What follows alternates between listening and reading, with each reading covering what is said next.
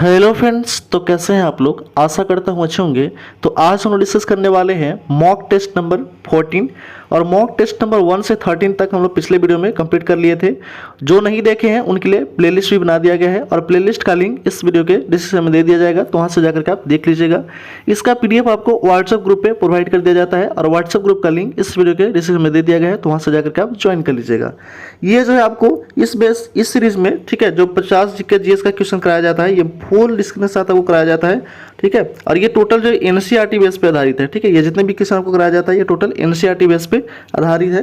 तो कृपया अभी तक जो भी चैनल को सब्सक्राइब नहीं किए हैं वो कृपया सब्सक्राइब कर दें, लाइक कर दें, बेल आइकन दबा दें और अलग अलग रिलेटेड ग्रुप में शेयर कर दें। आते हैं ना फर्स्ट क्वेश्चन की ओर। पहला क्वेश्चन है, क्वेश्चन नंबर फर्स्ट है कि निम्नलिखित में से कौन भारत का पहला इलेक्ट्रिक वाहन शहर बन गया है। तो भारत का पहला इलेक्ट्रिक वाहन शहर बन गया है केवड़िया, ठीक है। ऑप्शन नंबर डी हो जाएगा राइट आंसर। केवड़िया कहाँ है, तो ये है गुजरात राज्य में, ठीक है, गुजरात राज्य में है।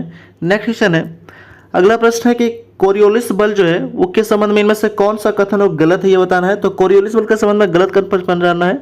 तो हम लोग पहला देखते हैं, ऑप्शन दिया गया है कि यह वायुमंडलीय दाब के अंतर के कारण उत्पन्न होता है। तो ये पहला ही ऑप्शन क्या हो जाएगा, तो गलत हो जाएगा, ठीक है। ऑप्शन नंबर ए हो जाएगा राइट आंसर। बाकी सभी सही है, ठीक है, कि यह अक्षांश के कोण के अनुक्रमानुपाती होता है, तो ये सही है। दूसरा है कि यह ध्रुवों का अधिकतम होता है, ठीक है, ध्रुवों पर अधिकतम होता है, ये भी सही है। तीसरा है कि यह भूमध्य रेखा पर नहीं होता, ये भी सही है। ऑप्शन नंबर गलत कुछ चुनना था, ऑप्शन नंबर ए हो जाएगा राइट आंसर। नेक्स्ट क्वेश्चन है, अगला प्रश्न है कि इनमें से कौन सा भारतीय राज्य 3 देशों की सीमा साझा नहीं करता है। तो वो नहीं करता है आपका असम, जो वो 3 देशों के साथ सीमा साझा नहीं करता है, ठीक है। ऑप्शन नंबर ए हो जाएगा राइट आंसर। पश्चिम बंगाल की स्थापना हुआ था 1 नवंबर 1956 को। सिक्किम राज्य की स्थापना होता है 16 मई 1975 को और अरुणाचल प्रदेश राज्य की स्थापना होता है 20 फरवरी 1987 को।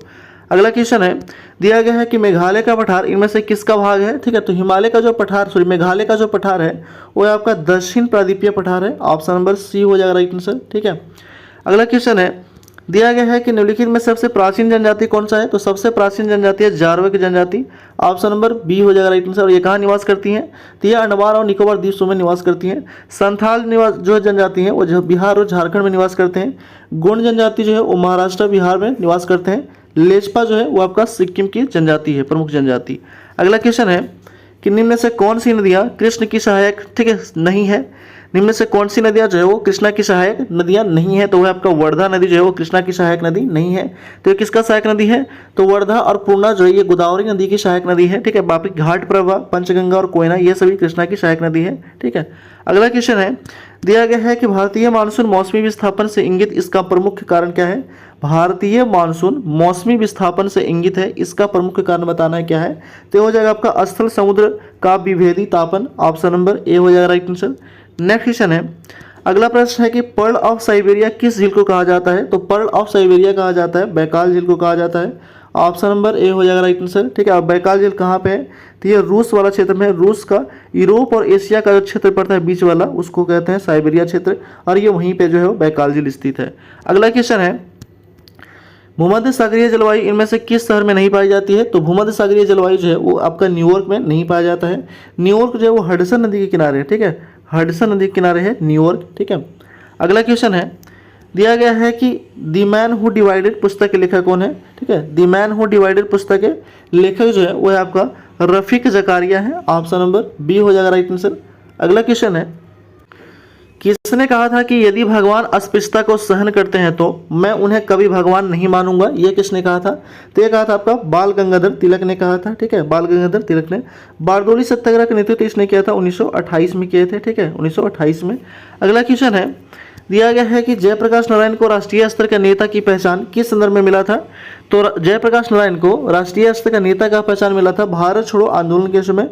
भारत छोड़ो आंदोलन कब होता है, तो 8 अगस्त 1942 को होता है, ठीक है। और यहीं से वो क्या करते हैं कि हजारीबाग जेल में जो है बंद रहते हैं, वहाँ से जो है आपका 8 नवंबर 1942 को भाग निकलते हैं 5 साथियों के साथ, जो नेपाल के रामविलास जंगल में आज़ाद दस्ता का गठन करते हैं। भूदान आंदोलन कब स्टार्ट होता है, तो ये होता है 1951 में भूदान आंदोलन स्टार्ट होता है, ठीक है। सविना अवज्ञा आंदोलन कब होता है, तो 1930 में स्टार्ट होता है, ठीक है। अगला क्वेश्चन है, दिया गया है कि अमर नायक प्रणाली किसकी राजनीतिक खोज है? ठीक है, अमर नायक जो प्रणाली है ये किसकी राजनीतिक खोज थी? तो ये थी आपका विजयनगर का। विजयनगर राज्य की स्थापना होता है कब? 1336 में। किसने किया था? हरिहर और बुक्का नामक दो भाइयों ने मिलकर किया था। अगला क्वेश्चन है, दिया गया है कि भारत में सूफियों का आगमन किस शताब्दी में हुआ था? तो सूफियों का आगमन हुआ था आपका 10वीं शताब्दी में। ऑप्शन नंबर बी हो जाएगा राइट आंसर। अगला क्वेश्चन है कि अलवार संत किसके उपासक थे? तो अलवार संत जो थे वो विष्णु के उपासक होते थे। ऑप्शन नंबर डी हो जाएगा राइट आंसर। अगला क्वेश्चन है, दिया गया है कि किस भारतीय शासक ने विदेश में आधुनिक पद्धति से दूतावास स्थापित किए थे? ठीक है, किस भारतीय शासक ने विदेशों में आधुनिक पद्धति से दूतावास स्थापित किए थे? तो वह आपका टिप्पू सुल्तान। टिप्पू सुल्तान मैसूर का शासक था। ठीक है, मैसूर का शासक था।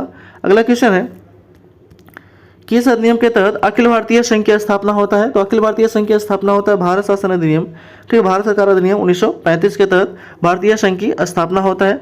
1909 में क्या लाया जाता है? तो मार्लो मिंटो सुधार लाया जाता है। ठीक है, अगला क्वेश्चन है, अगला प्रश्न है कि क्रिप्स मिशन के साथ कांग्रेस के आधिकारिक वार्ताकार कौन थे? तो क्रिप्स मिशन के साथ कांग्रेस के आधिकारिक वार्ताकार थे वो था आपका जवाहरलाल नेहरू और मौलाना आज़ाद थे। ऑप्शन नंबर ए हो जाएगा राइट आंसर। क्रिप्स मिशन कब आता है? तो 23 मार्च 1942 में आता है। ठीक है, 1942 में। अगला क्वेश्चन है, दिया गया है कि भारतीय पत्रकारिता का जनक निम्न से किसे कहा जाता है? तो भारतीय पत्रकारिता का जनक कहा जाता है राजा राम मोहन राय को। आधुनिक निर्माता, भारत का आधुनिक निर्माता भी कहा जाता है इनको। ठीक है, राजा राम मोहन राय को। ठीक है, दयानंद सरस्वती जो थे आर्य समाज की स्थापना करते हैं कब? 1875 में करते हैं। ठीक है, ज्योतिबा फुले सत्यशोधक समाज की स्थापना करते हैं। अगला क्वेश्चन है, अगला प्रश्न है कि सुमेलित करना है फर्स्ट और सेकंड को। ठीक है, लेखक और उसका पुस्तक का नाम है। ठीक है, दिया गया है। तो कॉमनवेल्थ के लेखक राइटर कौन है? तो वह आपका एनी बेसेंट है। ठीक है, एनी बेसेंट। फ्री हिंदुस्तान के लेखक है कौन? तो फ्री हिंदुस्तान के तारक नाथ दास है। इंडिया डिवाइडेड के लेखक है आपका राजेंद्र प्रसाद। और अनहैप्पी इंडिया के लेखक है लाला लाजपत राय। एक बार फिर से देखते हैं, कॉमनवेल्थ के लेखक है एनी बेसेंट, फ्री हिंदुस्तान के लेखक है तारकनाथ दास, इंडिया डिवाइडेड के लेखक है राजेंद्र प्रसाद और अनहैप्पी इंडिया के लाला लाजपत राय। ऑप्शन क्या हो जाएगा? तो ऑप्शन हो जाएगा आपका डी हो जाएगा राइट आंसर। ठीक है, ऑप्शन नंबर डी हो जाएगा। नेक्स्ट क्वेश्चन है, वेलेजली के द्वारा शुरू किए गए सहायक संधि पर हस्ताक्षर करने वाले राज्यों का सही क्रम बताना है, कौन सा हो जाएगा? तो पहला कौन था? तो पहला था आपका हैदराबाद 1798 में। ठीक है, उसके बाद कौन था? तो उसके बाद जो था आपका मैसूर था 1799 में। ठीक है, 1799। उसके बाद कौन था? तो उसके बाद तंजौर था आपका 1799 में, ये भी किया था। अवध कब किया था? तो ये किया था 1801 में। तो क्या हो जाएगा सीरीज में? 1 2 3 4। ऑप्शन नंबर क्या हो जाएगा? सॉरी, ऑप्शन नंबर क्या हो जाएगा? 1 हो जाएगा राइट आंसर। ठीक है, ऑप्शन नंबर 1 हो जाएगा राइट आंसर। 1 2 3 4। नेक्स्ट क्वेश्चन है, अगला प्रश्न है कि आंग्ल नेपाल युद्ध 1814 से 16 में किस संधि के तहत समाप्त होता है? तो ये समाप्त हो जाता है आपका सुगौल की संधि के तहत समाप्त हो जाता है आंग्ल नेपाल युद्ध। ऑप्शन नंबर सी हो जाएगा राइट आंसर। नेक्स्ट क्वेश्चन है, अगला प्रश्न है कि सार्वजनिक निर्माण विभाग और लोक शिक्षा विभाग स्थापित करने का श्रेय किस गवर्नर जनरल को दिया जाता है? तो यह दिया जाता है आपका लॉर्ड डलहौजी को दिया जाता है। लॉर्ड डलहौजी का शासनकाल था 1848 से 1856 तक। ठीक है, भारतीय रेलवे का जनक भी कहा जाता है इनको। ठीक है, इन्हीं के समय में पहली बार रेल चला था भारत में 16 अप्रैल 1853 में। लॉर्ड रिपन का कार्यकाल था 1880 से 84 में। लॉर्ड विलियम बेल्टी का कार्यकाल था 1828 से 35 और लॉर्ड कैनिंग का कार्यकाल था 1856 से 62। अगला क्वेश्चन है, दिया गया है कि अफगानिस्तान का हेलमंद प्रांत किसकी खेती के लिए प्रसिद्ध था? तो अफगानिस्तान का हेलमंद प्रांत जो है वो किसकी खेती के लिए प्रसिद्ध है? तो आपका अफीम की खेती के लिए प्रसिद्ध है। ठीक है, ऑप्शन नंबर बी हो जाएगा राइट आंसर। अगला क्वेश्चन है, दिया गया है कि ये हिंदू धर्म इस्लाम शाब्दिक अर्थ है। ठीक है, ये हिंदू धर्म और इस्लाम शाब्दिक अर्थ में धर्म नहीं है, बल्कि ये दो पृथक स्पष्ट सामाजिक अवस्थाएं। हिंदू मुसलमान कभी एक राष्ट्र के रूप में रह सकते हैं, यह कोर स्वप्न है। यह कथन किसका है? तो यह कथन है आपका मोहम्मद अली जिन्ना का कथन था। अगला क्वेश्चन है, अगला प्रश्न दिया गया है वो है कि समुद्रगुप्त में प्रयाग प्रशस्ति वाले स्तंभ निम्नलिखित में से किसका लेख मिलता है? तो प्रयाग प्रशस्ति वाले स्तंभ में किसका लेख मिलता है? तो मिलता है आपका जहांगीर का लेख मिलता है। ऑप्शन नंबर ए हो जाएगा राइट आंसर। ठीक है, जहांगीर का कार्यकाल था 1605 से 1627। अकबर का कार्यकाल था 1556 से 1605। शाहजहां का कार्यकाल था 1628 से 1658 तक और औरंगजेब का कार्यकाल था 1658 से 1707 तक। अगला क्वेश्चन है, दिया गया है कि निम्नलिखित घटनाक्रम में सबसे पहले शुरू और कालक्रम के अनुसार सजाना है आपको। ठीक है, तो क्या हो जाएगा आपका 1 4। ठीक है, क्या हो जाएगा 1 4 3 2 हो जाएगा। ऑप्शन नंबर डी हो जाएगा राइट आंसर। गुरु गोविंद सिंह का मृत्यु कब होता है? तो 1708 में हो जाता है। ठीक है, 1708 में होता है। इसके अनुसार आप आगे सजा लीजिएगा। ऑप्शन नंबर डी हो जाएगा राइट आंसर। अगला प्रश्न है कि निम्न में से सेबी के संबंधित कौन सा कथन सत्य है ये बताना है। तो पहला कथन है कि इसका स्थापना 12 अप्रैल 1988 को होता है, तो ये पहला कथन सही है। दूसरा कथन है कि 30 जनवरी 1992 को इसे वैधानिक दर्जा दिया गया था, तो ये भी सही है। तीसरा है कि इसका मुख्यालय मुंबई में, ये भी सही है। चौथा है कि यह शेयर बाजार को विनियमित करने की संख्या है, ये भी सही है। ऑप्शन नंबर क्या हो जाएगा, डी हो जाएगा राइट आंसर, 1 2 3 4। नेक्स्ट क्वेश्चन है, अगला प्रश्न है कि भारत में राजकोषीय नीति का आरंभ कब से माना जाता है? तो राजकोषीय नीति का आरंभ माना जाता है 1936 में। 1936 में एक और घटना होता है, ऑल इंडिया रेडियो का गठन भी किया जाता है, ठीक है। 1935 में भारत संसद नियम लाया जाता है, ठीक है। 1919 में रॉलेट एक्ट लाया जाता है। अगला क्वेश्चन है, दिया गया है कि निम्नलिखित में से कौन सा मद राजस्व प्राप्ति में शामिल नहीं होता है? तो कौन सा मद जो है वो राजस्व प्राप्ति में शामिल नहीं होता है? तो सरकार द्वारा लिया गया ऋण ये शामिल नहीं होता है। ऑप्शन नंबर डी हो जाएगा राइट आंसर। नेक्स्ट क्वेश्चन है, अगला प्रश्न है कि अखिल भारतीय ट्रेनिंग इनाम का टैग लाइन क्या है? तो टैग लाइन है इसका उत्तम फसल उत्तम इनाम। ऑप्शन नंबर ए हो जाएगा राइट आंसर। नेक्स्ट क्वेश्चन है, अगला प्रश्न है कि भारत के संविधान का प्रारूप तैयार करने वाली संविधान सभा का सदस्य कौन थे? ठीक है, भारत के संविधान का प्रारूप तैयार करने वाली संविधान सभा के सदस्य को विभिन्न प्रांतों के विधानसभाओं के द्वारा चुना गया था। ऑप्शन नंबर सी हो जाएगा राइट आंसर। नेक्स्ट क्वेश्चन है, अगला प्रश्न दिया गया है कि भारतीय संविधान में संविधान संशोधन की प्रक्रिया का विचार कहाँ से लिया गया है? तो ये लिया गया आपका विचार दक्षिण अफ्रीका से लिया गया है। ऑप्शन नंबर सी हो जाएगा राइट आंसर, ठीक है। अनुच्छेद कितने में? अनुच्छेद होगा 368 में। और भाग कितना है? तो भाग हो जाएगा आपका भाग 20 में इसका चर्चा है। अगला क्वेश्चन है, दिया गया है कि मौलिक अधिकारों का हनन होने पर अनुच्छेद 32 से अनुच्छेद 226 के तहत जारी होने वाले रिट निम्नलिखित में से कौन है? तो हो जाएगा आपका बंदी प्रत्यक्षीकरण, परमादेश, प्रतिषेध, उत्प्रेषण और अधिकार पेश। ये हो जाएगा ऑप्शन नंबर सी हो जाएगा राइट आंसर। 5 प्रकार का रिट जो है वो जारी किया जाता है, ठीक है। अनुच्छेद 32 के तहत करेगा उच्च न्यायालय, सर्वोच्च न्यायालय, और अनुच्छेद 226 के तहत करेगा उच्च न्यायालय। अगला क्वेश्चन है, दिया गया है कि कौन सा परमाणु ऊर्जा संयंत्र उनकी अवस्थिति का विकल्प सही नहीं है? कौन सा परमाणु ऊर्जा संयंत्र या उनकी अवस्थिति का विकल्प सही नहीं है ये बताना है। तो कोटा जो है वो क्या है? तो कोटा राजस्थान में, ये गलत है, यहाँ पे है नहीं। तारापुर महाराष्ट्र में, ठीक है, गलत बताना है, ठीक है। सॉरी, कोटा राजस्थान में सही है, तारापुर महाराष्ट्र में, ये भी सही है, ठीक है। काकरापारा जो है ये गुजरात में, कहाँ है? तो ये गुजरात में, तो ये गलत हो जाएगा, ठीक है। ऑप्शन नंबर क्या हो जाएगा? सी हो जाएगा राइट आंसर। और नरोडा कहाँ है? तो उत्तर प्रदेश में। बाकी सभी क्या है? तो सही है, गलत चुना था, तो ऑप्शन नंबर सी हो जाएगा राइट आंसर। नेक्स्ट क्वेश्चन है, अगला प्रश्न है कि इनमें से कौन सा बंदरगाह प्राकृतिक नहीं है? तो प्राकृतिक नहीं है चेन्नई। चेन्नई जो है वो कृत्रिम बंदरगाह है, ठीक है। कांडला कहाँ है? गुजरात में। मुंबई कहाँ है? महाराष्ट्र में, ठीक है। पारादीप उड़ीसा में। अगला क्वेश्चन है, कोलाइडी विलयनों का शुद्धिकरण निम्नलिखित में से किस विधि के द्वारा नहीं किया जाता है? तो नहीं किया जाता इलेक्ट्रोलाइसिस की विधि के द्वारा, ठीक है। कोलाइडी विलयन का शुद्धिकरण नहीं किया जाता है। ऑप्शन नंबर डी हो जाएगा राइट आंसर। नेक्स्ट क्वेश्चन है, अगला प्रश्न है कि जंतु विज्ञान की वह शाखा जिसके अंतर्गत सरीसृपों का अध्ययन किया जाता है वो क्या कहलाता है? तो वह कहलाता है आपका हार्पिटोलॉजी कहलाता है। ऑप्शन नंबर बी हो जाएगा राइट आंसर। नेक्स्ट क्वेश्चन है, अगला प्रश्न है कि कोशिका के किसकी मात्रा में 80% होती है? तो कोशिका में किसकी मात्रा जो है वो 80% होता है? तो जल की मात्रा होता है 80%। ऑप्शन नंबर डी हो जाएगा राइट आंसर। कोशिका का खोज किसने किया था? तो रॉबर्ट हुक ने किया था। कब? तो 1665 में किया था। अगला क्वेश्चन है, दिया गया है कि निम्न में से किसके द्वारा पेनिसिलिन का उदाहरण संभव है? तो पेनिसिलिन का उदाहरण संभव है किसके द्वारा? तो एक फफूंद से। ऑप्शन नंबर सी हो जाएगा राइट आंसर। नेक्स्ट क्वेश्चन है, अगला प्रश्न है कि पौधे के किस भाग से केसर प्राप्त किया जाता है?